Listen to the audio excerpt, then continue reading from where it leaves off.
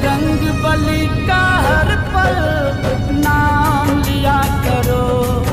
Bajrang